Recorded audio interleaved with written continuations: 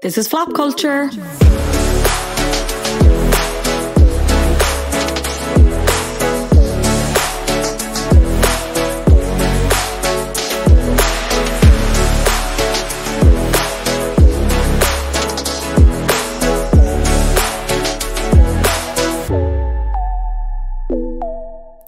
You are listening to Flop Culture, a podcast where we mainly talk about flops, but we also sometimes talk about bops, hot goss, pop culture at large, and everything in between. I'm your host, Fionnuala J. I hope you enjoyed last week's episode with Laura O'Mahony, talking all things Ridian and the X Factor.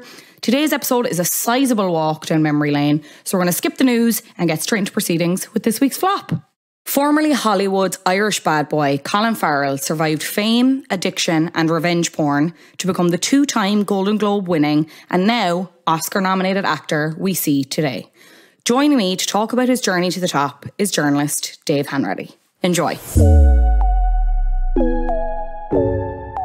Dave Hanratty, what a pleasure to have you on Flop Culture. How are you doing? Hey, Fionnuala, how are you? I have a wicked bad head cold, but I wouldn't have missed this for the world. Appreciate it so much, and appreciate that preface for the dear listeners on their ears.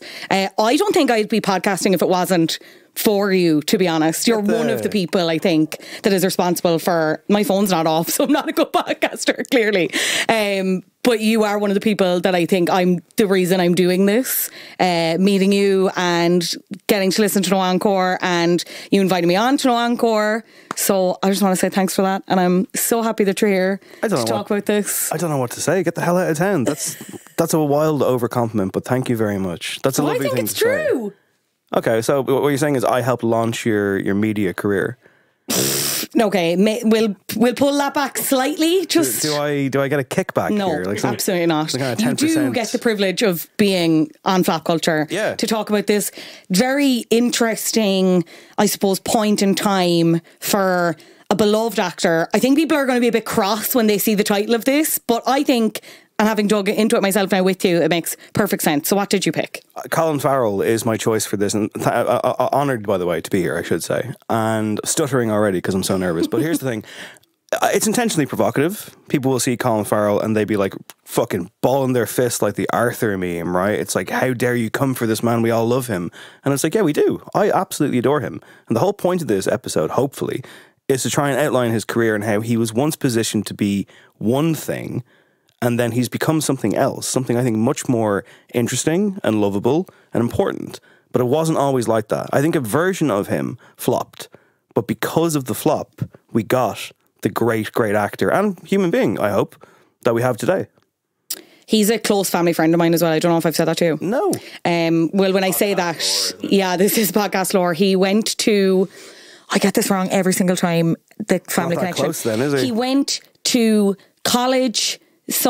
He went to college with one of my cousins, and he was at my cousin's 21st, and I was 4 and peak like not Love Island, Lion King obsessed. And he was like obviously 21 at the time as well, and I was just like obsessed with him and wouldn't leave him alone. So he played like, and I was just like acting out Lion King and like all the scenes and stuff. So he would just like play Lion King with me to like keep me occupied and stop wrecking the other 20-year-old's head. So I'm obsessed with him. I hope he's not not cross about this episode. So he's always been sound. He's always been sound. Yeah, okay. Yeah. That's great, because it was a moment in time when I think a lot of his first, impressions on us were this Hollywood bad boy, and we'll get to it, because I know you have an outline. We can maybe try and follow that map, hopefully. But because the truth is, I say that because you could jump in at any point, and obviously I know we're recording this a little while in advance, but there's renewed, I think, fever for Colin Farrell because people think he might win the Oscar. I don't think he's going to win. I want him to win. This is for Banshees of Inisherin. Why don't you think he's going to win? I think Brendan Fraser is going to win. For a film I've no interest in seeing, I should say. For The Whale. Yeah. Do you still think... Okay, so just for context, this is like December now. Colin is up for the Golden Globe for Banshees of Inisherin alongside Martin McDonagh and Brendan Gleeson. The movie kind of cleaned up there. It's not really an indication of what's to come, because like Golden Globes are. Well, he's also in the comedy and musical section there, so he's more of a chance, is more of a spread. at the Oscars, which we're talking about this as if he's destined to get the nomination. It would be a tremendous shock if he doesn't get a nomination. Yeah, obviously the Oscar nominations aren't out yet, the other nominations, but it's like, in terms of the race, what I've seen so far, it's like him, Brendan as well. You mentioned Brendan Fraser for The Whale, and Austin Butler, I think, is also being as Elvis. I hope Austin Butler gets a nomination. Have you seen that film? No. I saw that film, and it's if anyone hasn't seen a Baz Luhrmann film before, it's like the guy's machine gunning cocaine at you for the entire film. Did you like it? I loved it. Yeah, I loved it. I didn't think I was going to. I actually went in being like, I didn't quite know what to think of it at the end of it. I mean, it's got problems. Tom Hanks' performance is a fucking cartoon gone wrong. But like Austin Butler in this film this is the announcement of a superstar. He is exceptional as Elvis Presley. It is uncanny at times, although I know there are some hardcore Elvis people who don't think it is, but I was transfixed. And anytime the film did like a musical number, just his ability to be him, it was shocking. I mean, I know that they used Elvis's vocals and it wasn't all him, but it really is a transformation. It's an amazing performance. He might not get the Oscar nomination, but what I will say is what I said at the time, and I know we're already detouring here, but like, if we're going to hand out an Oscar for a fucking, am I cursed by the way?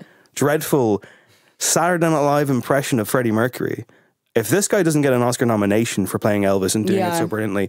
So yeah, I guess what you're getting at here is it's actually quite, if you're into this kind of thing, it is a genuinely quite like tight and interesting and Oscar race for Best Actor this year. But is it as tight now? Because from what I've seen, like, now that The Whale is out, that's the Brendan Fraser movie, he's playing this obese father trying to repair his relationship with his daughter. I haven't seen it. I don't know if I will go see it based on kind of what other people have said and the subject matter.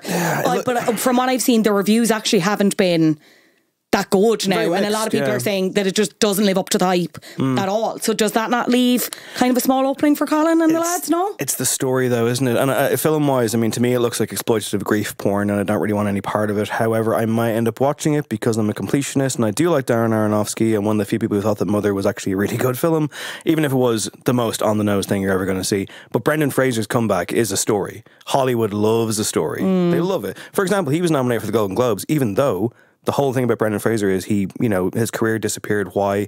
One of the reasons was he was sexually assaulted by the head of the Golden Globes or Hollywood Foreign Press or something. At least that's what he alleges. And as a result, he reckons he was blackballed from the industry. And he has got a nomination from the Golden Globes this year, but he's already said, I'm not going.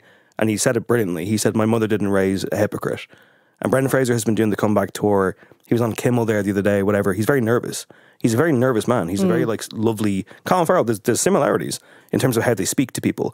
There's nerves there. There's empathy. There's a warm human being. And people all over the world are like, we love Brendan Fraser. He got fucked over. He's a nice person. We want to see him get coronated. And that's what's probably going to happen, I think. Now, I could be wrong. Colin Farrell's performance in that film, Banshees, which I didn't love. I didn't love the film. I wanted to love it. I liked it. I was left a bit cold by it. But he is brilliant in it.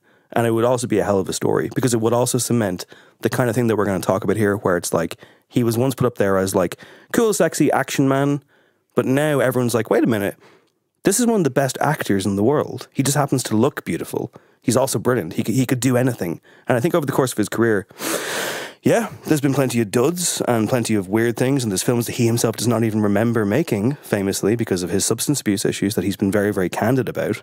But I don't know if Hollywood is more into that story than they're into the Brendan Fraser one. I think it's an easier kind of, it's his time. But I could be wrong. You could be wrong. We'll have to wait and see. Let's come back to that. Let's revisit Banshees. But let's talk first about where he came from, and I suppose his earlier projects that kind of set him up for the fall, I suppose, in a way, didn't they? Yeah, I mean, do you want to start with the big one? Because I mean, I'm unfortunately, Fionnuala, I'm a little bit older than you are, so, and I say that not in a patronising way, but in I have a very vivid memory of when I first encountered Colin Farrell in the pop culture. I don't know if it was the same. I know you had that Lion King moment, and it's quite beautiful. So maybe you were more fast-tracked on this? I never saw Ballykissangel. Yeah. I think what was my first interaction with him? It was probably, I knew of him in the media and of him being talked about as a story, but in terms of the first thing I watched, it was probably Phone Booth. But obviously with this podcast, I've since watched Tigerland, and it's just like, Jesus fucking Christ, that is he's a star. Yep. There he is. Yep. It's just like a firecracker. It's 100%. so satisfying to watch. So yeah, I mean, like if you go like the kind of the dossier, so to speak, you know, he's born in 1976 in Castleknock. His dad played for Shamrock Rovers. He unsuccessfully auditioned for Boyzone. I loved that story as well. Oh my, what could have been? Exactly. Can you imagine? Sliding doors. Can you imagine? He was inspired to get into acting by watching the film E.T. as a child. He was in Ballykissangel, as you mentioned. At the age of 18, he was suspected of attempted murder while in Sydney on holidays with his mates. However, he had an alibi. He was at a party on the other side of town doing MDMA. But the only reason they knew that as well, because his friend had a journal of it and like obviously talked about it, which is just another incredible layer to that story. Yeah. Love so it so let's much. talk about the Hollywood career kicking off in earnest. So he has a bit part in Kevin Spacey movie Ordinary Decent Criminal in 2000, in which Kevin Spacey, the obviously very cancelled Kevin Spacey, basically plays, I say cancelled, but like it's more like responsibility for your horrendous actions, of course. Spacey plays Martin Cahill, essentially the general, with a different name. It's not a good movie. And Colin Farrell is one of his goons or something. He's just there in the background. But this and his, I guess, his charm or whatever, led Joel Schumacher, famed film director, the late Joel Schumacher, who, of course, he would reteam with for Phone Booth. Schumacher cast him as the lead in this Vietnam War film called Tigerland. Now, this is where the hype machine began, and I remember this very, very vividly because when I was growing up, and in 2000 I would have been like 16, so I grew up though reading Empire magazine, you know, any film stuff that my brother would have. That's kind of how I got more from that than from my school books. And I became just fucking obsessed with watching movies that were much too older for my age at the time, but I was still, this is my education. So I'm reading all these magazines. And again, this is like pre-internet. Well, internet's kind of around, but it's dial-up and it's all very bad. You kids don't know how lucky you have it these days. But I remember there was an image. There was a promotional image that they used of Colin Farrell, and he's topless. And he's got an American football. He's like about to throw it. And he's got this kind of glower on his face.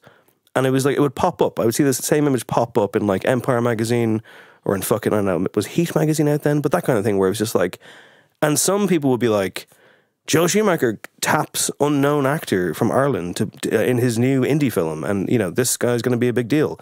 Or it was like, look at this fucking hunk. Oh my God. Because it was like, he ticked all the boxes. And then this Tigerland film gets made. You know, it's an independent film. It's about war. It's more about the, you know, the kind of conversations around it. It's now 22 years old. You've just watched it. What do you think? I thought it was really good. I liked it a lot more than I thought I would. He's just like, he's dynamite on screen. He plays, when he's playing those type of like tortured, nuanced, like, he plays those roles better than he does any of the action stuff, because I've watched other stuff since, and the stuff in between, it's just, I can't ever understand that correlation for him, or how he was ever put into those like he's leading man, but not in a Mark Wahlberg leading man, or like Dwayne The Rock Johnson leading man kind of way. Well, you know what I mean? They can't do what he can do. Yeah. And that exact thing that you're talking about, that kind of, you know, underneath the surface, behind the eyes pain, that's all over Banshees of Inisherin, of course. And that's like what the character is. And, you know, he's the fool, quote unquote, but he's so heartbreaking in it. And like, again, I don't love the film, but I do love the performances. I think everyone is, you know, phenomenal. Well, I don't think Barry Keoghan's very good in it, but that's my opinion. We'll come back to that. That's Put a pin in that. Yeah.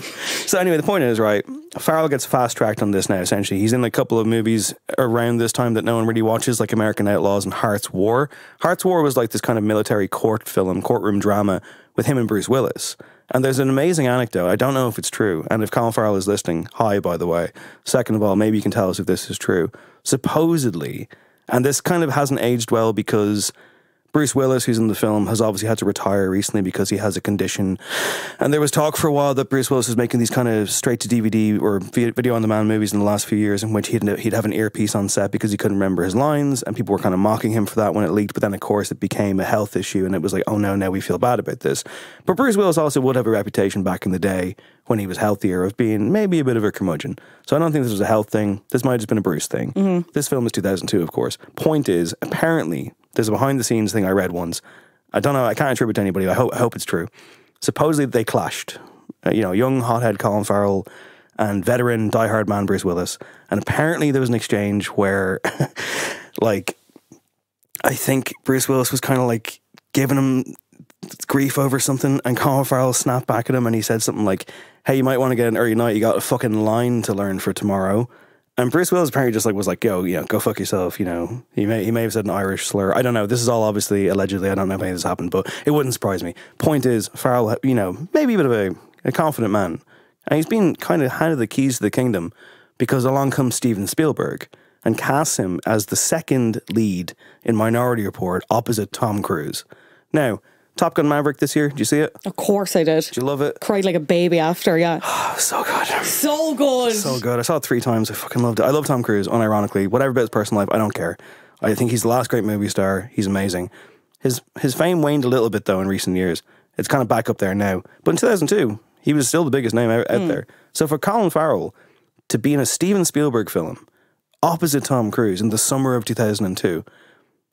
could you be given more of a coronation? Like more of like, okay, this is the guy, we're going to make this the guy. And held his own. He's great in that film. There's a very funny early line where, which I presume was adjusted once they cast him, where he says, when I was a kid, my father was shot dead on the outside a church on the streets of Dublin, and it's like, yeah. And you're sitting there in like a Drogheda cinema, being like, this I know there. I've heard of Dublin. It's mad though, because Matt Damon was originally offered that role. Who was? Matt Damon. Okay. And he was doing something else. I can't remember off the top of my head. Born? Would it have been Born, possibly? But Colin Farrell, yes, it was one of the Borns. And Colin Farrell was just like, yeah, I'm not. He had no ego about being kind of second choice. He was like, I was fucking delighted, obviously, because it pretty much, that's the role I think that changed the entire career trajectory for him, I think. Huge audition as well. I mean, like, you're working with Spielberg, after having said that, like, E.T. is like his favourite movie, and that's what inspired him to get into acting. It must have been crazy. And again, like, Spielberg, Tom Cruise, I wouldn't have been able to fucking handle that. How could anybody? But he did, and he's great in the film. He's excellent. He's kind of the antagonist, but he's got layers. It's a scene-stealing performance, and it did well for him. Then he goes on, I think he makes Phone Booth. I love Phone Booth. Sorry. No, Phone Booth's great. I love Phone Booth. Like, that's the epitome of... if a movie's on TV, like, you stop and watch it. Again, not a thing that happens anymore because we have everything on demand. Yeah, but like, they used to be constantly on TV3 as it was known back in the day. And then you'd just be like, yeah, Phone Booth. Or a phone box, as people from Dublin would say. That was the thing. People were like, I have a friend who worked in a cinema, and they're like, can I get one for phone box, please? And he was like, what? No. But like, that's what, like, I think it's okay critics wise and like review wise or whatever. It's not like the love. No, but it did well. I mean, made loads of money. Yeah, $13 million budget, made $100 million, I think. And like, it's a film. Larry Cohen is a famous B-movie writer. He'd been wanting to make it since like the 70s or something. Joe Schumacher makes it. It's really kind of simple. It's Colin Farrell plays this scumbag, PR guy, sleazeball. He answers a phone in a phone booth. Again, we don't have those so much anymore. And someone on the other end of the line says, if you leave this phone booth, I'm going to shoot you. And it's about that. It's like, how do you get out of the situation? The film, start to the start of the end credits, is like 75 minutes long. Perfect length of a movie, I will say. But this is the thing. I mean, you can reframe it now for modern context and be like, okay, like I'm going out later on, or I'm doing this and I want to watch a movie, or it's 10:30, I want to watch a movie before I go to bed, but I can't put on a fucking 3-hour epic. I'll just stick on Phone Booth. Like, be over before you know it. And it's cheesy, but it's fun. And he's good in it. His American accent's a bit shaky. His American accent is shaky kind of across the board. Yeah. I even found it like slightly in Tigerland, majorly in SWAT, which we'll talk about later on. But he's even kind of said, he said in Hot Ones this year that the accent or the dialect he struggles with is like general America, which like, I know there's kind of no such thing, but he's like, it's easier to get specific than it is. Dude, it's supposing the same if you're going to be doing general Irish. Like, what's general Irish? You know what I mean? Like, of course, it doesn't exist. It's totally fair. And like, it's not like it's bad. It's just more like it's just a bit shaky. And it's a bit like, he's kind of doing like a fast-talking, sweaty, cocaine-addled New Yorker kind of guy, like that kind of stuff. He's like, I can't believe I'm in this situation, like that kind of stuff, But, it's a fun movie. He makes The Recruit with Al Pacino. Yeah, talk to me about The Recruit, because I tried to watch this, and the only thing that comes up is the fucking new thing on it's a Netflix series now with Noah Centineo. Yeah, I know, of course it's shit. I don't know, it's on Netflix, and Noah Centineo is in it. So, the 2003 film The Recruit with Colin Farrell opposite Al Pacino. It's really boring. It's a CIA kind of spy thriller type thing. It makes a lot of money. Like, again, it makes over 100 million, but it doesn't really impact. It's one of those kind of, one of my favorite genre in film is films that don't exist. When you're like, well, that came out and I watched it, and I did go to the cinema to see this because I was like, more please. But you have no memory of it after, or like? Nah, I rewatched it a couple of years ago, and it's like, it's your quintessential 2 out of 5, and it's very much like, we got to give this Colin Farrell something to do while we're looking for something better for him to do. Put him next to Al Pacino. Like, again, if it's on TV, like, your dad would, like, watch the second half of it, even if he hasn't seen the first half kind of movie, and it'd be fine because it's just so by the numbers. He's okay in it. It's not one that you'd be like, oh, man, The Recruit. Like, it's not. No one talks about it. Like, it's just... But, not a total clanger, not amazing. But again, made a lot of money. And for the notoriety of him in American gossip magazines, this is the big one. Because what this was, he brought Britney Spears to the premiere. Iconic. And he posed for very obnoxious red carpet photographs that screamed publicity stunt. It was where they actually annoyed him. I remember Amy O'Connor of the Daily Edge wrote an article about this exact thing. It was like, did they actually hook up? Yeah, I'm going to link it on the Instagram because it's so worth the read. It's a great piece. Even for the quotes from the American publications at the time and how they described him and their relationship. It's just... It's a really good piece. Amy O'Connor is really good for that kind of thing. And she writes it, it's a really good piece. And it's just very much like, her conclusion is that something may have happened. But, you know... Yeah, because he's basically, and I'm paraphrasing him now, but his whole thing was like, we were out all at the one thing and went over and started chatting with her and her friends, and then we were all in the limo and we were just at the like, he never saw it as like a publicity stunt or like a PR thing. Like, it was just like... Do you remember the photos? Like, do you remember them being in like the sun? I don't remember them from the time at all, to be honest. This was a relationship that had also kind of totally escaped my memory, and even when I looked at them I was like, all right. But like the way he kind of sells it to me is just like, you know, cheeky Irish lad Colin Farrell at that time being like, how could people interpret this as us being in a relationship? Like, we were just having the crack. But you know what I mean? The red carpet thing, like, it's so... again, like, it was just... It's iconic, to use that fucking word, but like, I mean, he's there, right? He's got spiked black hair. He looks like TV's Angel, basically, and he's like, you know, got like the rings on, he's got like his black suit. He's very sexy. And so is Britney Spears. 2003 Britney Spears, everybody. I mean, come on. And they're there and they're standing on the red carpet, and he's like chewing gum, and she's kind of all smiles. She's like the all-American girl. He's the bad boy Irish guy. He has his arm around her shoulder, and his hand is like, you know, kind of draped down towards her chest, not in a salacious way, but just in that kind of, you know, relaxed, I'm coming out of the nightclub with my girl type thing. And he's chatting to reporters and he's all smiles. Who wouldn't be? But it just screamed like, let's put these two kids together, get some photos, make the gossip columns talk about it. Maybe they hooked up in private. I hope they did. They were two very beautiful people. But it didn't lead. They did. I hope they did. Well, we're going to talk about his because we got to talk about Daredevil. Yeah, which I completely forgot he was in, I'm going to be honest. And when you said it, I was like, what the fuck? Like, I think the legacy of that movie isn't him, even though that's like, I think would you say this is kind of where the real like flopping begins, even though again it's not really, it's not him, it's the material, because even like YouTube comments aren't the basis of like, aren't a good, you know, litmus test of anything, but it's so funny to read the YouTube comments on some of the clips, and it's like, he plays it so well, and like he was perfect as Bullseye and everything else, blah, blah, blah. It was the movie, and it was like, Ben Affleck is way worse in this than he is as the villain. He's so fucking bad. For this podcast, Fionnuala, to show you how dedicated I am, and I hope that your listeners will appreciate this, I went and I watched the 2.5 hour director's cut of Daredevil to make sure that I would, because like it was an R-rated thing, but it was kind of trimmed down by the studio. I guess real quick primer on Daredevil. Marvel superhero, of course, there has recently been a TV show, a quite gritty one on Netflix, and the characters maybe kind of come back in a new iteration, as played quite well by Charlie Cox.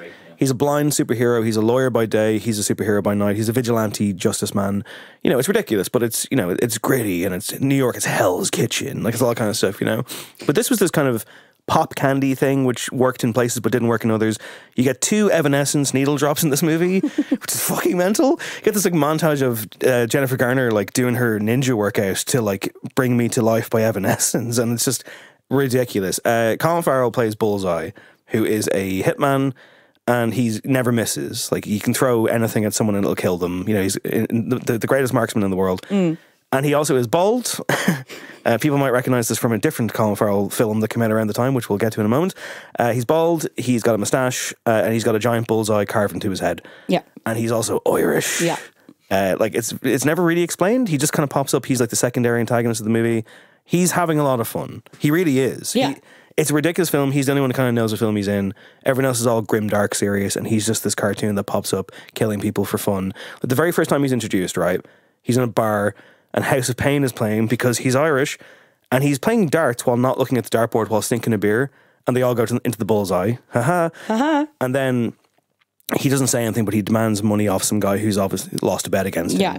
And the guy gives him his money reluctantly, and Farrell goes to leave, and this guy who has a comical English accent is like, yeah, get on out of here, you fucking Paddy, or whatever. That was kind of Australian, but like it was like Irish trash or something, or typical Irish trash or something like that. Yeah, and like Farrell like turns around and then like takes it a paperclip and kills him with it by throwing it in his neck. I don't know how this would work, but it's silly. So the first thing is he kills someone for being anti-Irish, which, you know, I can only support that, obviously. Like, you know, I mean, like this guy. You're telling me this guy's the villain, and then like the next time we see him, he's on a plane, and there's this old woman who's yapping away next to him, and then she says something racist.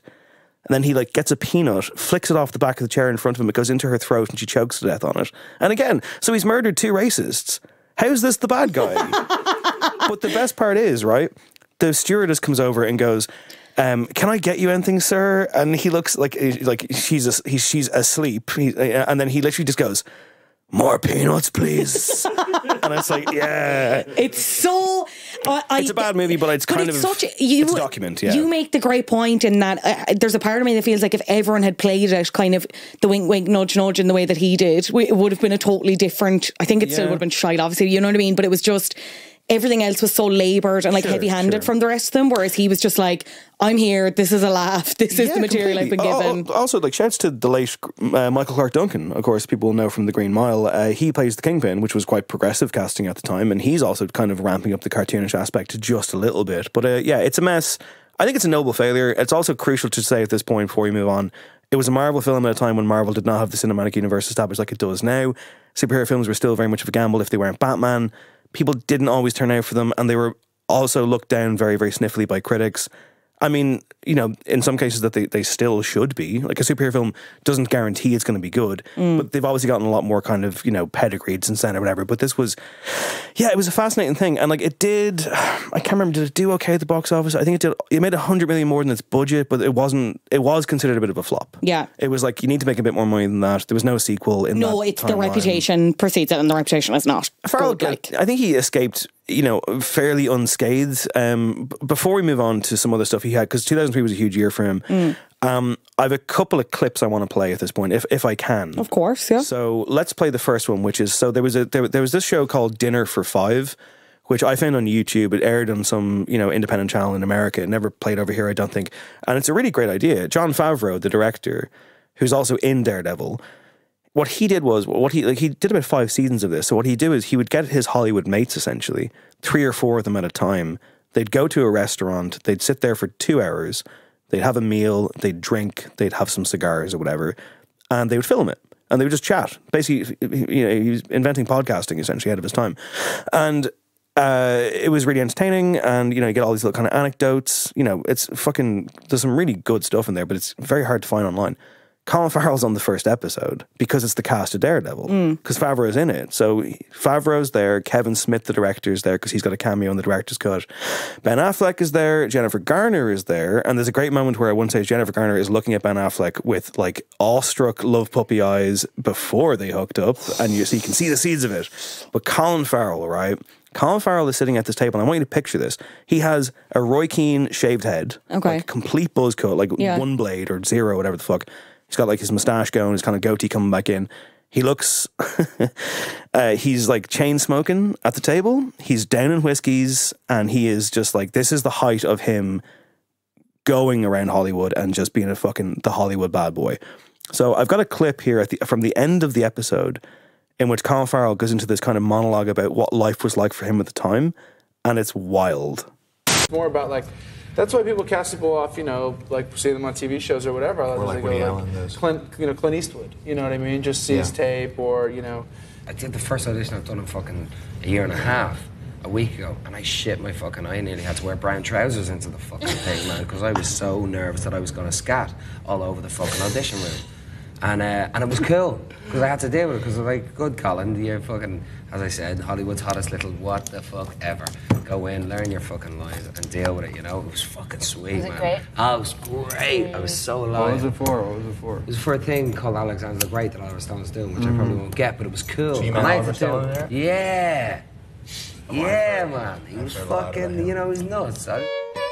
When I came first, nobody gave me the steam off the piss in the fucking bar. Go down to fucking Chicken Wing and Beer Heaven on 3rd Street Promenade in Santa Monica to try and get laid or to try and meet people. I'd go, excuse me, can I borrow your lighter? And they'd go, wow, where are you from? I go, Dublin. And next thing you know, I'd either be fucking screwing someone in my hotel room, the Holiday Inn, or else I'd have 10 guys back in my room smoking spliffs and drinking Jack Daniels and we'd be having a laugh. So yeah, that's I mean, that's a lot, right? There's a lot in that. And this is not me trying to be like, look, you know, he said some questionable things there, but that's what I think it's also important to consider where he was at this point. You're like under the microscope in such a huge way. Clearly at the very start of his, you know, issues with substance abuse and everything like that. And that's not an excuse, but like that's... Well, he's been very candid talking about that kind of thing, and no one is here to judge him on that score. But he was given the keys to Hollywood. Yeah. They were like, you're the sexiest guy in the world. Go fucking nuts, burn out. And he did. He burned the fuck out. Like, he's no memory of making some films at a certain point. And of course, he makes the sex tape around this time. That got leaked onto the internet. It was a whole thing. I mean, I'm sure some people have seen it. It was quite famous at the time. I have a clip, not from the sex tape. Good. But I have a clip of him talking about the sex tape, if you want to hear him reflecting on it, like when he's gotten to a better place in his life. So there's a Jonathan Ross interview that he did in 2008, which is kind of, we'll get to it a little bit later because I have a couple of clips from that particular interview. But this interview I think is important because this, you know, it's important for me anyway, because when I saw him do this interview, my opinion of him completely changed. I thought he was, you know, okay. You know, I liked him, but I was wondering, I was like, maybe he's not the guy. Maybe he's a bit of a dick. I don't know. But then I saw this interview he did with Jonathan Ross, and it was the most incredible thing. But this is one element of it, just so we can get some context for him discussing the sex tape. Because, you know, it was notorious. So, of course, we know there was some footage of you on the internet that was available for. I don't know if you saw it. You probably didn't need it. Consumption, but well, people did look. Oh man, yeah. That must be. What happens there? How did that sneak out? 14 minutes is what that was. How do you process that kind of thing? It seemed like a good idea at the time. Two adults having fun. Oh, video camera. You know, nothing wrong with that. Nothing wrong with that. There wasn't as long as you don't let the tape get into the wrong hands. Well, that's it. And at the end of the deposition, because it was all very officious in a law office in Los Angeles, and the man that was in charge said, "Well, you've learned your lesson, I hope, Mr. Farrell." And I said, "Absolutely. Next time I take the tape with me." Was it for you to look back on later, though? No, it's all not about that. It's kind of some pseudo-taboo thing about, video camera. It wasn't about playing it back or anything, but I don't know what it was about. I think I was high. So there you go. I mean, drugs and alcohol was what was dominating his time at that time. Like, it was all available to him. And I mean, who's to say that any of us wouldn't have become, you know, like, have gone off the rails? I mean, the very fact that he comes back from that is the real story. And of course, you know, develops into the person he is today. But just to go back to 2003 Fionnuala, because I know, like, you know, he pops up in a cameo in Veronica Guerin, doing his friend Joel Schumacher a solid there. He chats to Kate Blanchett at one stage. It's actually quite a nice scene. He plays like a Man United fan outside a pub or something. And he's an Intermission, that Irish film around the time. So he's also, you know, he's given back to the Irish films as well. He's not just like a Hollywood guy. But let's talk about your favourite film, SWAT. S.W.A.T, baby. Another thing that he said in that Hot Ones interview, because Sean Evans is like, what's the movie role that would get you a free drink or like a free meal in a pub somewhere? And he was like, oh, an Irish bar in Los Angeles, it's probably SWAT, but like obviously anywhere else it's like in Bruges. SWAT is, and when I looked into this and I mentioned Mark Wahlberg earlier, again, Mark Wahlberg was offered this role and he couldn't do it because he was doing The Italian Job. Someone else was offered. I can't remember who. He was basically third choice again. Yeah. It just, again, I don't really think he's massively the issue here. No. I think his whole, you know, the friendship with Jeremy Renner's character and stuff, like and like, you know, he's fucked off back to the cleaning and sorting the guns, like, but he clearly wants to be there. Like, let's talk about like what this actually is. What is it about though? Because it's just like 2 hours of what, like Samuel L. Jackson's there. Yeah, well, the cast. What is going on? The cast is incredible. So this is a 2003 action movie, and it's very, very forgettable. It was based on a TV show. There was a TV show prior. I think it was possibly in the 80s, maybe the 70s. I don't know, but it was called SWAT, and like it had a cool theme tune which they put into this movie. But like, it's just a very generic summer popcorn. 2 hours on a Friday night, but it's so generic. He's generic in it. He plays a character called Jim Street, and it starts off in him and a young Jeremy Renner, who you mentioned there, pre-famed Jeremy Renner, are like police officers. A bust goes wrong, someone gets killed, and they get busted down to they're SWAT team members, but they get busted down to like desk duty. Jeremy Renner storms off. You know, he's like, I'm quitting. Because he thinks Colin sold him ratted him out or something, and he didn't, which he didn't but do. like, yeah, because he's a good guy. And Renner actually pops back up in the movie later on as like the bad guy. And he's good in it. He's fun spoilers, in it. Yeah, but also don't spoilers for the best film of 2003. I think it's got to be on Netflix. If it isn't, it'll be back there in a bit of a week. I saw it on Sky Cinema. Okay. So I don't think it's on Netflix, basically, like, Colin Farrell like goes to work in a fucking, you know, like the boot room of the police station, and Samuel L. Jackson is putting a team together. How weird. And he, you know, puts a team together of SWAT people, including Colin Farrell, Michelle Rodriguez, LL Cool J. Yep. And yeah, like, I mean, it's just a very, like, you know, from The Good Wife. It is on Netflix. Yes, Josh Charles. Is it on Netflix? Well, it is now in December. It might not be when this episode comes out, but you know, spend your money, guys. Watch SWAT. It's just a great time. As a matter of fact, I have a very short clip, if I may, of course. So French actor Olivier Martinez is in this movie, and this was kind of what the film was sold on. This thing that happens. But it happens like an hour and 10 minutes into the film. But this was all over the trailer. So here's Olivier Martinez. He's a criminal. He's being led away by police. And he says something to the onlooking media, the onlooking cameras. And it's the most French thing he's ever said. Just the way he says it. It's great. In relationship to charges of arms dealing, drug trafficking, extortion, smuggling, kidnapping, and over 24 murders. Domestic and foreign law enforcement agencies are already jockeying to interrogate the man one high-level White House aide has dubbed simply the Catch. I will give $100 million to whoever gets me out of here. So yeah, he'll give you $100 million, and it's like that's the film was all like, oh my god, unreal. But that only happens kind of halfway through it. It's a bit of a mess, but I've seen worse. And Colin Farrell's, it's a paycheck. I have seen. I think when I texted her, I was like, "This is the worst thing I've ever seen." I was over egging it, but it is generic is the perfect word to describe it. It is again like that midweek movie. Your dad again watches 3/4 of the way through and is just still gets it. Paul Walker was the other guy who it was offered to, but he was the late Paul Walker, but he was doing Too Fast, Too Furious, so that's why he did not end up playing Jim Street. Turned out to be the smarter career move, as it turns out. Was Colin typecast at this point? Like, this is really like peak. Well, sure, just the assumption that he could do action and that this was what he was built for and made to do, like leading lad, bad guy. But it's just generic, like in this film. Like, oh, sorry, I keep hitting the structure of the studio. I do apologize.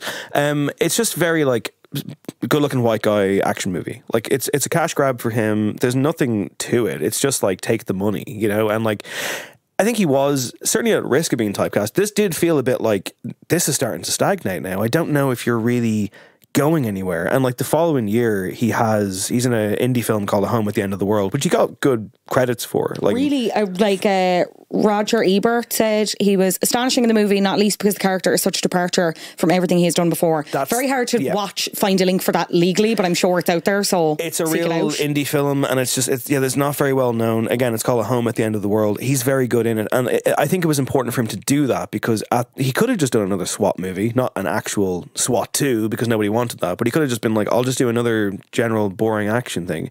Was that kind of the start of what was to come, though? Was that kind of nearly foreshadowing, you know, those indie movies like that? Again, this departure from the blockbusters, the leading man in inverted commas. It was definitely him dipping a toe. I think it was him trying to start to find his feet. But you know, there is a massive epic failure to come, which we'll mention. But before we get there, just real quick, and actually, it's one that he mentioned earlier on. He mentions Alexander the Great. He says in that clip there that he goes, "I'm auditioning for this. I don't think I'm going to get it." He did get it, and it turned out to be a huge problem that almost killed his career.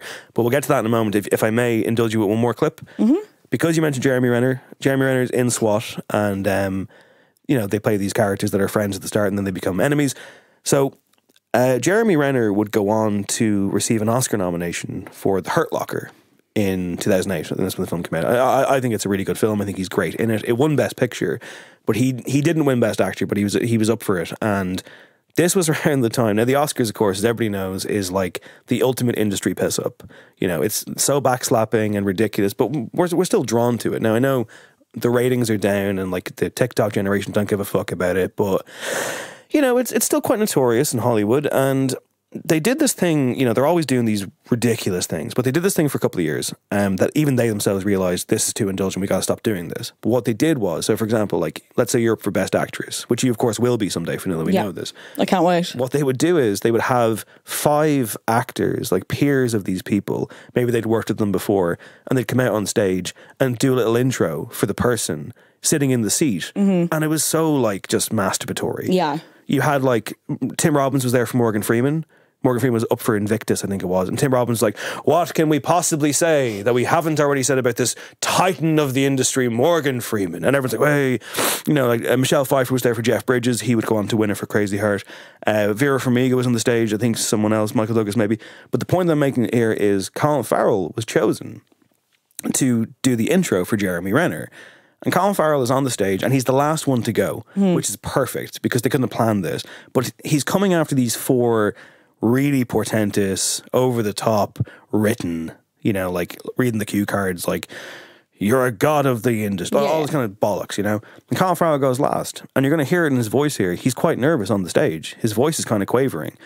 And he hits the marks on occasion. Like, he definitely hits some of the bullet points that you would say for this.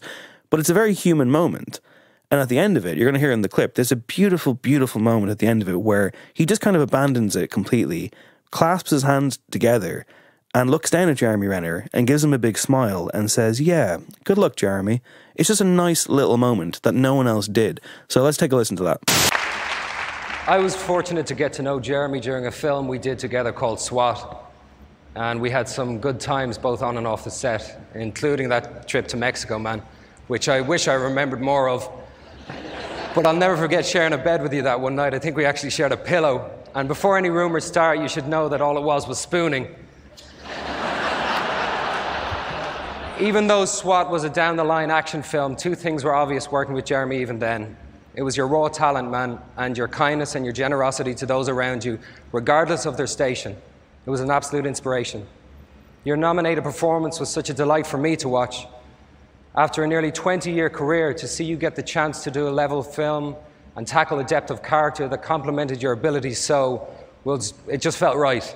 It really did, seeing that.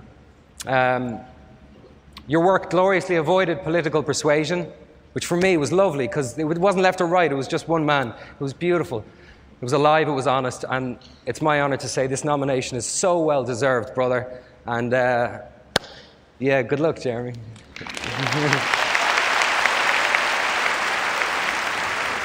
Do we think Colin Farrell was ever on the Jeremy Renner app?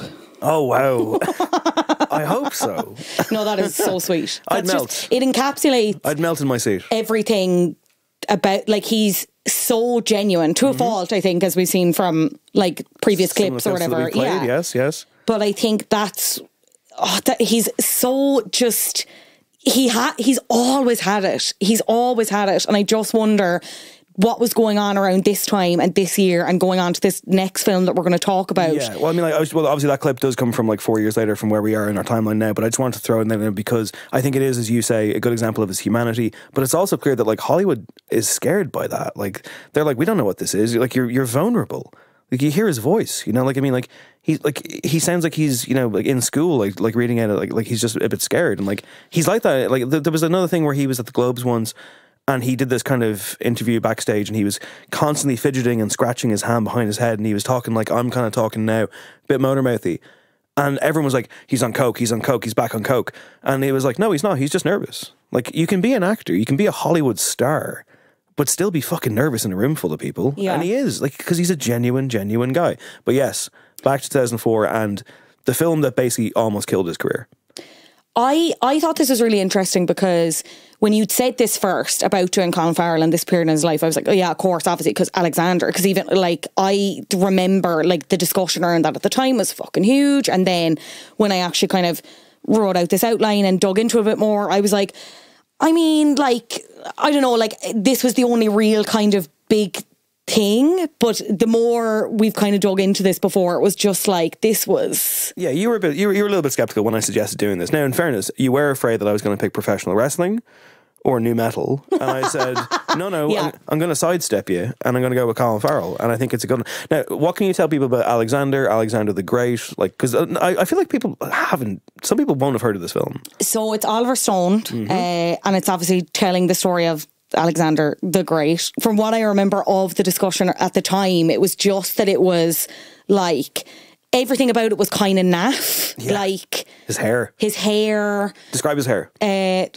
How can I even describe? It's just like appalling. Like it's just so. Everyone go to Google Images now and Google Colin Farrell, Alexander the Great. But it will be on Instagram, don't worry. But it was the whole thing, like his relationship with Angelina Jolie in the film. It was just like it was a laughing stock. It was just, I think it was that it was trying to take itself so seriously. A mess, like just this massive, sprawling mess. But 3 hours long, and like it's about the greatest warrior that ever lived. And I studied classical studies when I was in school, so I was excited. I've studied Alexander the Great. I was like, I can't wait to see this. I've been waiting to see this, like, you know, for my adult life or whatever the fuck I was at the time. And I went to the cinema, and I came out, and I was like, that was a crushing disappointment. It was so boring. There was two battle sequences in a 3-hour film about the greatest warrior that ever lived. You've got Anthony Hopkins narrating it, and it's lots of, you know, and then Alexander marched north. And he did this, but we're not going to show it to you. And it's like, great, cool. Jared Leto's in there, Rosario Dawson. There's a sex scene where Rosario Dawson and Colin Farrell hiss at each other like animals. Angelina Jolie plays his mother, and there's kind of a, you know, Oedipal thing going on there. Val Kilmer plays his drunk father. Oliver Stone is a notorious filmmaker as well, and like, you know, not all of his stuff works, to say the least. But I would have thought he would have had more command of this. And I think it's a very recognisable instance, not just the kind of peroxide blonde hair that Colin Farrell is sporting in this, but he's out of his depth. He's miscast. He's not right for this role. I think he himself knew it. And it originally flopped. Like nobody went to see it. Critics hated it. Bad box office disaster. I think it ended up making back the money just about.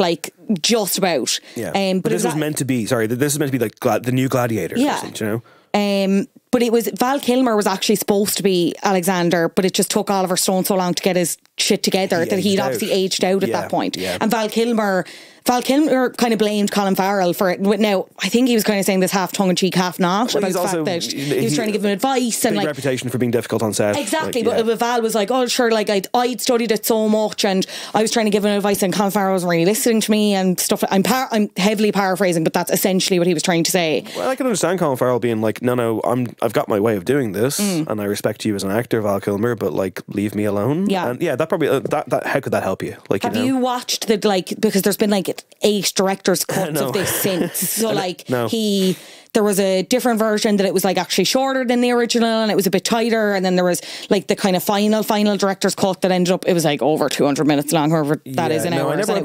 I never went back to it because I was so disappointed about it. I was heartbroken. I really, really was. And I was heartbroken for him as well because I really wanted him to work in this role. Oh, but I feel like he got a lot of the blame. Like I feel like even now it's still like when you think of it, it's like Colin, and it's like, okay, yeah, he was out of his depth. He didn't do a great job, but then again, you have to go back to the material. Then, like, is that not? He definitely committed. I mean, I don't know about his personal life at the time. I mean, like he clearly was. We don't have the definitive time, and I'm not looking to get into the nitty gritty. I know that, like, for example, Miami Vice is the film that he says, well, I've no memory of making that one, which is interesting because I fucking love that film. I know people don't. I think it's a masterpiece. I think he's brilliant in it, but he himself on that Hot Ones interview that you referenced, he did say he hopes to get a bit more acclaim than it does, but he's also said in numerous interviews he's no recollection of making it. Don't know what kind of state he was in on Alexander. I think it was just a case of an actor being visibly the wrong person for it. But again, if I may, I hope I'm not throwing too many clips out here, but just to go back to my second of 3 on the Jonathan Ross one, because again, and this is a great example of him being willing to actually step up and say, let's talk about it. They talk about Alexander and how disastrous it was. And I think Farrell has a very interesting perspective on it. Let me talk. Well, you mentioned Alexander. Let's talk about that because that was a movie where you committed a lot of time. Great cast with you there. Oliver Stone, terrific director. Yeah, great script. And everyone seemed, when it came out, everyone hated it. All these greats, and then the film, for some reason, that kind of indefinable, I don't know, inexplicable reason it didn't work. I mean, I looked like a drag queen. I should have got my roots done. I should have got my roots done. You look at it there, you do look a bit. I should have got my roots done. Yeah. Alexander didn't go to a salon. No, he wouldn't. But he did in our version. I don't know. It was kind of heartbreaking, man. That it didn't. It really was. Because that must be awful for all of you. You all put so much into it. All joking aside, it's not a poor me story because God, I got again, got overpaid for it and had the most incredible life experience and shared it with a really cool bunch of people. As I said, the same crew, 150 of us travelled around the world together for 6 months. But for it to be treated the way it was when it came out, I was having panic attacks. Really I couldn't leave the house. Yeah, no. And so you read the reviews then, even if they're bad? I was nearly writing reviews myself. And the bad ones, you know. But why would you do that to yourself? Because once you get the flavour... propensity for self-loathing and the pleasure that comes with that. God, I love him. He's great. Like, who else would you get that from? Yeah. Yeah, he said similar in 2008 when he was promoting Pride and Glory. He just said, Alexander Hurt, you know. And again, people are going to say, get over it, you were well paid and all that. But Alexander Hurt, the response that I got was really painful and all of us got a really hard time. And I didn't come across too well either in the majority of reviews. And even with the audiences, people did not respond to it. It was a film that was made to be seen by many people. Not many people saw it and they weren't particularly fond of it. And that was shit. It was really shit. I took it to heart. I felt like I'd let a lot of people down. I felt like I disappointed a lot of people. And it took a while to get over that. Yeah, I mean, I also should say, not to stick the knife in here, but Pride and Glory is a bad movie as well. Like, he's made a lot, he's very prolific. He's made a ton of films, and he will pop up in anything from a generic cop movie to a war epic to, you know, a beautiful performance in Saving Mr. Banks, that film. Like, he's fantastic in that, and it's kind of a small role. He seems to be kind of game for anything. I think he does apply himself always, but I love hearing him in that clip because it's just so honest, and it's just like, when he says, you know, I was almost writing reviews, I'm like, what a beautiful... He owned it. He owned it so well. But yeah, you can tell that there's a bit of hurt there, which is a shame. But he's game for anything. Was that to his detriment though at this time? Like, obviously, like, I know you have to consider the fact that struggling personally at this time potentially, or there was certainly a period of that, and whatever, your judgment is affected, whatever. But like, the variety there is just like, it's a bit mental. And as you say, like, my point that I was trying to make earlier was that before I went into this, I was like, oh, Alexander is his only real, like, true out and out flop, and it's actually not. No. Like, there are others, but I suppose that's just the most infamous one. Yeah, and it's like, even talking about it now, like, I almost want to go back to it, but I know it's not good. And yeah, it's like, it's more that, like, he made a bunch of forgettable films, but that's fine. I mean, like, you know, like, what is an actor? Like, I mean, like, you're a freelancer. You know, you're kind of a gun for hire. You're a mercenary, right? So, and not every role is going to be... Not everyone has the career that Daniel Day-Lewis has, where it's like, I'll do 10 films or whatever, and they're all going to be like very notable. You got to pay the rent. And he's been living in LA for a very long time. He seems comfortable and happy. I don't think it's tainted him, and I think a big reason for that is because I think he was getting lost in the wilderness, kind of in that mid-2000s period. But for me, it all starts to make sense. And the crux of what we've been building to on this episode is 2008. It's in Bruges. This is the moment for me when it all comes together. It's all there. It's everything we've talked about. The humanity, the empathy, the pain behind the eyes, the humour. And there's some questionable humour in that film, but, you know, I don't mind these characters being a bit broadly drawn. They're hitmen. Also, people are like that. You know, there's some questionable language, but you're like, again, you know, I don't need all my characters to be perfectly enlightened. I rewatched In Bruges recently, and I was so taken by him in this film. When was the last time you saw it? I'm due a rewatch. I think I'll rewatch whenever I do my outro for this. Yeah, and I mean, I think ultimately, like, you know, it's, some people think it's an absolute classic. It probably is. I don't love it. I wouldn't have gone that far. Yeah, I don't love it as strongly as some people do. I love parts of it though as strongly as they do. Are people falling in love with the story there? Because it was just like, you have him coming out of like Miami Vice, which again I know you love, and people are, if you're wondering why we're not talking about it that much, it's because we're doing an episode on it this season. Spoiler alert. I was asked to rein in my opinions about this excellent film. I know, I'm sorry, but you know what I mean? I can't wait for the episode. I suppose from an Irish perspective, it was like, every next film after Alexander was like, he's going to, the comeback is here. This is the comeback. And it was like, Miami Vice, this is the comeback. Of course, how could it go wrong? It's him and Jamie Foxx, this beloved piece of material. Doesn't really work, even though Dave Hanratty loves it. It's fine. And my guest who's going to talk about it, you know, it just felt like every single next thing was going to be the thing. And then he gets in Bruges, and it is good. And he's with Brendan Gleeson, and the performances are really good. Is it us getting too into the story then, in that Irish way of always rooting for our own? There's some of that, but I think the fact that it hit on an international level, and of course is now being obviously referred back to so strongly with Banshees, because of course it's the same creative team back together again that people always kind of wanted. But it has endured, and it does, like, international critics and fans, people, it's not, the Irish thing is of course there, and we do, you know, there's the whole, you know, build them up, tear them down thing, but I think, you know, people generally root for Colin Farrell, but it's more that, like, just like when I rewatched this film recently, his performance is the saddest thing.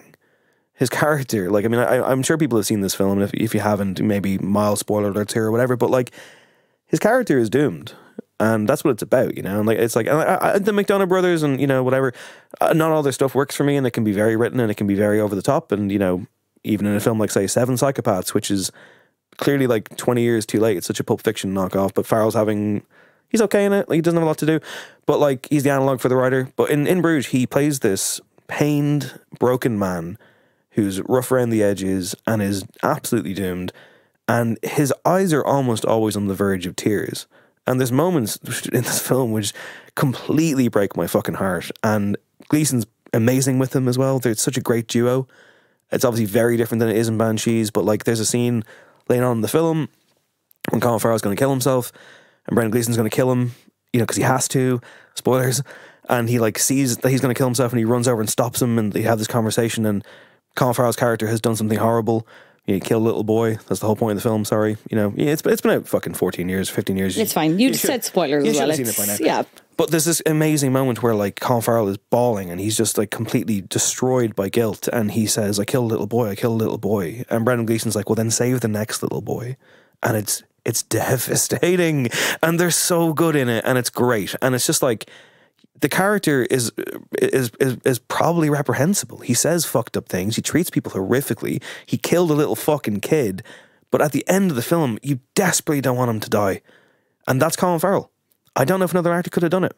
And he also gets the funniest part of the film, where he's in a restaurant and he hears a guy, you know, like, is he smoking? And someone takes offense to him smoking. It's Zelko Ivanek, that actor.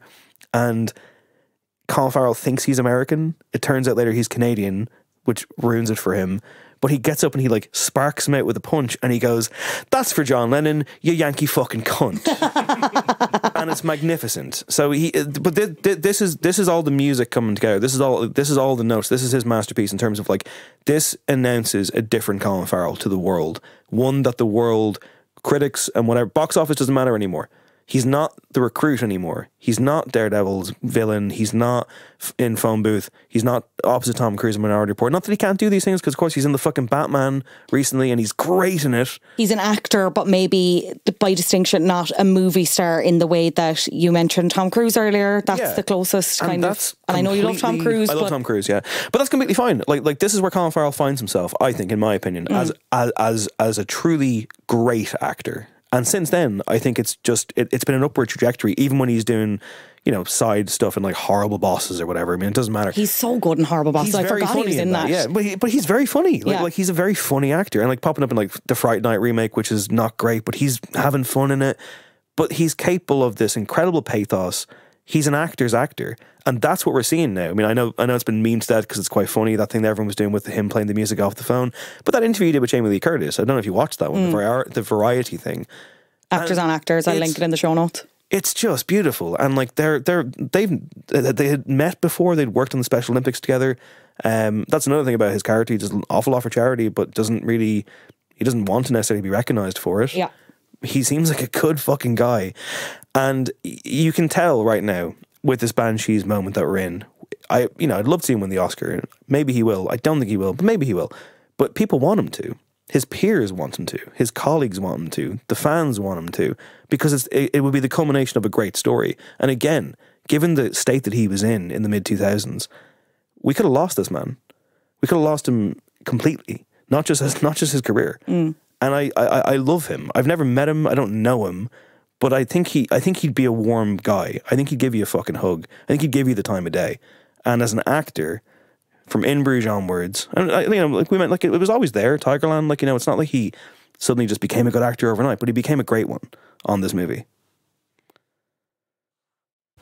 I love it. I need to rewatch it, man. I need to rewatch it. Yeah, it's on Banshees then, I suppose, and where he is now, and like awards aren't the be all and end all. And there's a part of me. Well, I suppose this is a two-parter question. Then, do you think, because he got the Golden Globe for In Bruges? Do you think he wants an Oscar? I actually didn't even know that. Do I think which? Neither did I forgot. And I was only in researching this. I realised he got it. Point proven. Sorry. Does he want, like, I think no. Does he want an Oscar? Like, but then also, if you don't think he's going to get it for this, and let's say he doesn't, I hope he does. And I know you hope he does as well, even though you don't, like, love the movie or whatever. Is this his closest chance? Well, yeah, it definitely is his closest chance. And it's not that I don't like the movie. I came away from it a bit cold, and I was kind of like, I was a bit. It never quite got going for me in terms of the rhythm of the script, and I do feel very much like, what am I missing? Because everyone seems to be like, this is the most incredible thing ever, and I'm just not seeing it myself. I do think he's great in it, though. Does he want the Oscar? It's a great question, because, I mean, he's so fucking humble. He'll tell you that he doesn't. But I think that any actor who's in that conversation would love to be able to stand up there, hold that thing up, and for Colin Farrell to give us another kind of nervous speech on the stage, in which I know he'll thank the world, not himself.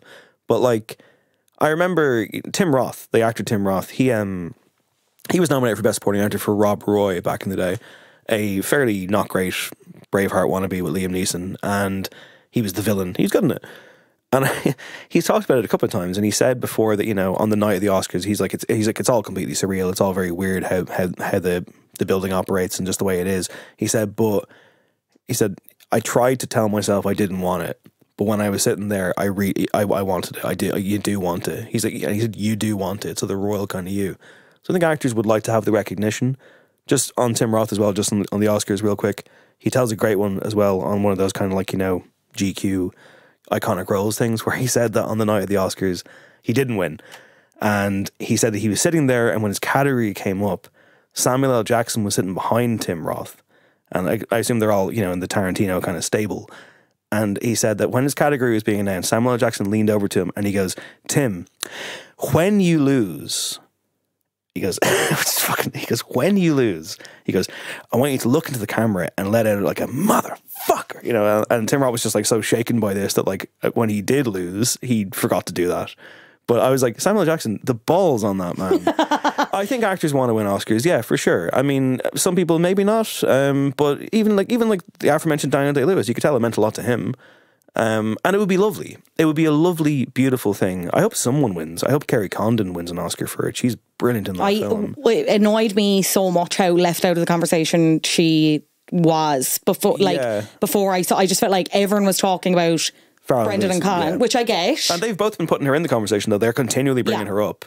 Like Colin Farrell's always mentioning her in interviews. Like, she's incredible. She is a fucking dynamite. She might be the best performance in that film. Yeah, like she probably think so. is. She's fantastic and a great actor. And also, boy, have they come a long way since Colin Farrell broke her nose at the start of Intermission. Remember that? There you go. That's them. Can I play one last clip? Of course. So I mentioned it earlier on, and while In Bruges is certainly the moment when, as an actor, I start to be like, okay, wait a minute, this guy actually is for real. Once again, Jonathan Ross interview. You know, I'm not a big Jonathan Ross guy, but it's a great 15-minute interview in which Colin Farrell just goes off and says incredible things. So this was the moment for me, and we've talked about his empathy that we think he has, and the human that we think he is, and the love that I think he has for people in his life and beyond. But I didn't know that. I didn't feel that from him until this moment. So he's on Jonathan Ross. So I'm clearing my throat. I'm not getting emotional. I am getting emotional, but I'm always emotional. The trick is I'm always emotional. He's on Jonathan Ross here, and he's talking about coming out of the substance abuse problems and how his life kind of changed since then. And I guess he just starts philosophizing, and he does it in a way that I found to be, and Ross finds it to be very just like, wow, this is incredible. But I want you to picture this if you can. At the end of this clip, when Jonathan Ross like gives him his flowers essentially and asks for an applause, which he gets, Colin Farrell's face drops and falls, and he looks awkward and unsure and a bit unhappy for a second, because he clearly doesn't want the applause. He's not saying this to get a crowd pop. It just came out of him. And it's beautiful, and I think it sums the guy up. When I think about it, so much of the work that I did, I was struggling so hard just to keep my shit together a lot of the time. Like, genuinely, a lot of my energy was going in just to try and not have a complete meltdown in front of Al Pacino. So when I see a movie like Minority Report, for example, were you struggling that scene even? Yeah. Yeah. But it's a really together performance. It doesn't seem like you're stuck at all. I mean, it looked like you were really on the ball there all the way through that film. Maybe I should go back in the gear. No, please don't. Please don't. No. Yeah, I don't know, man. Fear, will drive you to, at times, desperation will allow you to do incredible things in the name of survival, at times. But it must, I mean, it's fabulous that you got through it. I mean, because there was every chance you would have fallen by the wayside and just thrown it all away? Yeah, no, I mean, by the end of Miami Vice, I was just done, and I was just everything, you know, I created an environment for myself and a way of living for myself that on the outside seemed incredibly gregarious and vivacious, and I was just, I mean, I don't believe I have any chemical predisposition towards depression, but let's just call it, I was suffering from a spiritual malady, I suppose, for years, and I just indulged that, and it was sweet, because at times, to be in pain, if it's self-perpetuated, at times can be sweet. You can feel very alive when you're in pain, and I also know that from another perspective, like when somebody who I love in my life has passed away, there is something incredibly, internally vivacious about feeling pain or mourning, and even if it is as egocentric and self-indulgent as mourning for yourself or pitying for yourself and all that kind of stuff. So I'm glad I'm out of that cycle of my life, and, you know, I'm very lucky that way. I think we should write that down and put that on the West End stage, because that was one of the most beautiful speeches I've ever heard. What a way you use language. It's incredible. And it's that Irish thing. I don't wish to generalise, but the Irish tend to have a love of language, and man, you know how to use it. Do you write at all? Are you thinking about writing? No, badly. Yeah, right. What a sweetie. I know. Just what a sweet man. It's killer. And like, you know, Jonathan Ross, of course, doing the Irish. The Irish, yeah, fuck off. Land of poets and dreamers. Well, like, maybe we are, and Colin Farrell is one of them. And I guess if I could try and sum it up, what I would say is, I mean, like, it's funny because that clip to me, when I first saw it, and it would have been, I presume, was around the time in 2008, and it just changed my opinion on him completely. I was like, I want to give this guy a hug. I want him to give me a hug. And I think that clip, like, even listening to it now, it's just like, I've suffered with depression since I was a teenager. Well, actually, probably since I was my first memory ever. But like, I was diagnosed in that way that you go to the doctor's office when you're 18. And you're like, here's what's wrong with me, and they're like, you have depression. And like, since then, in the 20 years since then, you know, it's been there all the time. It'll be there all the time. I have it. You know, anxiety has kind of joined the conversation. And he mentions grief there, and I am currently grieving for the loss of my father. And like, you know, it's been a really, really rough year in that regard. But, you know, the reason I'm bringing myself into this, if I may, is because what he says there about pain and how pain can kind of be attractive sometimes. Yeah, I always try and remember like the words he used, because I can never remember them perfectly when I try and talk about it, because I think that there is a truth to that. But I think he strikes the balance there. He's not glamorizing anything. He's not dismissing anything. He's not trying to underplay anything. And he's not trying to say, hey, depression is sexy, because it's not. It's pain. But pain is a part of life, and there is a romance in it. And I think for an actor, and for someone who's been through the things he's been through in his life, to kind of put it down and illustrate it that way, off the fucking dome as he did. And again, like I say, he didn't want the applause. That's not what he was doing. And a different actor and a different entertainer on a different talk show would. They would say platitudes. They would say things that aren't real to get the crowd to cry with them. It would be crocodile tears, and you could see it. But with him, he bared his fucking soul in that moment. And I think that if that's all he ever did, I would be very, very grateful for that. But I think he's done a lot more than that since, in the world and on the screen.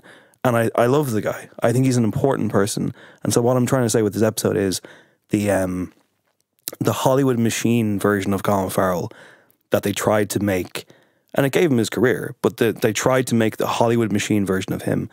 And then the machine nearly crushed him, and he found a way to reject it and find himself. And that's why he flopped in a way, but it was the making of him. And I'm glad that it happened. So perfectly put. Is there any other performance of his that we haven't mentioned that you think is really good? Because even that's what I found going back through the stuff that he did, like, you know, post Alexander, like Undine, I forgot about. I love Killing of a Sacred Deer. I know people love The Lobster.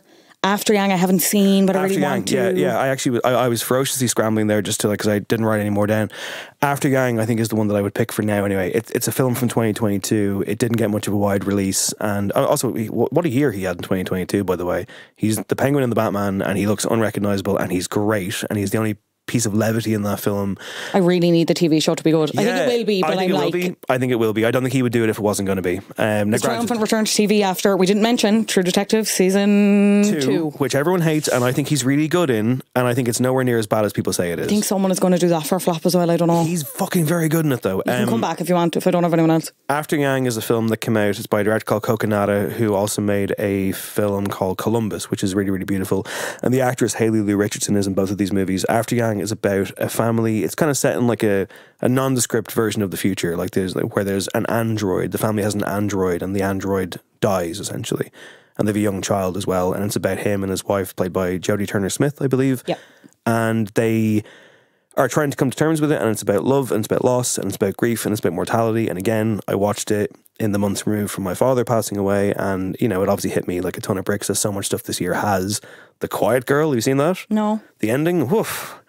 Oh man, bawling. But no, I mean, Colin Farrell in After Yang, it's a performance of restraint.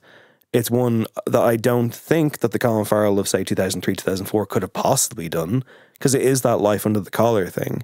But yeah, I mean, like I say, whether it's something like that, so introspective and beautiful and giving, or whether it's the penguin chewing the scenery, he is a chameleon, and he's great.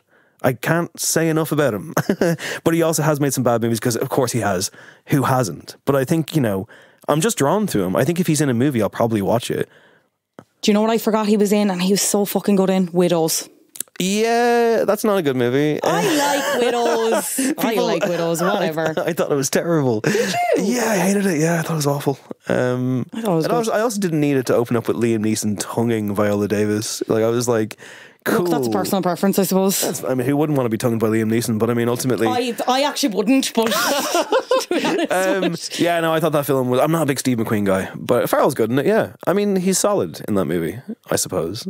I kind of want to go back to it, but I was so disappointed by it. Yeah, maybe don't. Yeah. I have so much to watch and rewatch. I'm really excited. Are you gonna I'm trying to think. Will we ever go back to SWAT? No, is that? Will I ever go back to SWAT? Is that a one and done for you? No, that's so irritating. Well, it couldn't be as good the second time, right? Yeah. Dave, it's been such a pleasure. What an episode. I've loved having you here. Dave, thank you so much for joining me on Flap Culture. Thank you, Fionnuala. It has been lovely to be here, and I love you very much. You heard me reference No Encore there at the start. Dave hosts No Encore. It's a music podcast. You can find it wherever you get podcasts. You can also find him on Twitter at Hanratty Dave, and he can also be heard occasionally on Today FM and RT Radio 1. So tune your ears in to that. All of the movies and shows we mentioned, I will do my best to leave links in the show notes to them. And yeah, what a man. What a journey. I do personally think he'll get the Oscar. I really would like him to get the Oscar. Obviously, since recording that, he won the Golden Globe. And as Dave mentioned, the Oscars is, when I say a bit more of a stacked category, it's just a bit different because of the genres and the categories. It's a lot broader. I think you'd have to consider Lisa Marie Presley's recent death. Not to be cynical, but you would imagine that maybe that impacted Oscar voting. I still think Brendan Fraser is in probably with a good shout based on what Dave said, and around, the whole idea of him having a similar story to Colin's, not entirely similar, but, it's that journey back from the depths of nothing. I want to heavily use air quotations there so that you get what I mean. But it would be great to see him get it. What a year for Irish cinema, and to be so well represented on that global stage. And I've said this already, but if we take anything away from this, or we take nothing away from this bar this, we need to fund the arts. The arts deserve to be funded. Look at what we can do when we have money. You know what I mean? Great to see Paul Mescal nominated as well in the Best Actor category for After Sun. Even if you haven't seen that movie, go see it. Incredible. It's still showing in some cinemas. Cannot recommend it enough. And yeah, fingers crossed. Fingers crossed, Carl. We love you. Before I bid you adieu this week, let's find out who is Top of the Flops. You're a flop. Top of the Flops this week is Ilaria Hillary Baldwin. Aye. Before I go any further with this, right, I do just want to make it very clear that I don't condone paparazzi harassing women or children, right? So just we have that out of the way. But I also cannot condone someone pretending to be Spanish when they're not, and it's been proven that they're not. So if you're like, what the hell am I talking about? I find it hard to believe they wouldn't know what I was talking about, because this all kicked off in 2020, and what else were we doing in 2020? Sitting in our homes looking for things to talk about. But in 2020, I think it was December 2020, Ilaria was accused of pretending to be Spanish. Prior to this becoming a thing in a conversation, she said she'd been born in Spain, like it was referenced on her website. She was born in Mallorca and moved from Mallorca to study in NYU. She spoke with a Spanish accent. In some videos, she's seen struggling to remember words asperla in English, if you will, including the word cucumber. We have very few ingredients. We have tomatoes. We have, how do you say it? Cucumbers. Then someone called Lenny Briscoe tweeted, "You have to admire Ilaria Baldwin's commitment to her decade-long grift where she impersonates a Spanish person," followed by some evidence, allegedly, seemingly, that this was true, including her father's obituary, confirming that his side of the family are not Spanish, do not come from Spain, a clip of her mother talking in a very Massachusetts accent, and some other tweets that have since been deleted. But basically, this was enough to kind of bring Ilaria out of the woodwork and be like, no, like I'm Spanish, I'm kind of not Spanish, I'm a little bit Spanish, you know. She said, "I was born in Boston and grew up spending time with my family between Massachusetts and Spain." And then she had another Instagram video in which she said, "It's one of those things that I've always been a bit secure about," talking about her accent. "If I get nervous or I get upset, then I start to mix the two, the Spanish and the American." As for her name, she said, "In this country, I would use the name Hillary. In Spain, I would use the name Ilaria. I identify more with Ilaria because that's what my family calls me. Yes, I am a white girl. Let's be clear that Europe has a lot of white people in there. My family is white. Ethnically, I am a mix of many, many things. Culturally, that's a hard word to say, I grew up with two cultures. So it's really as simple as that."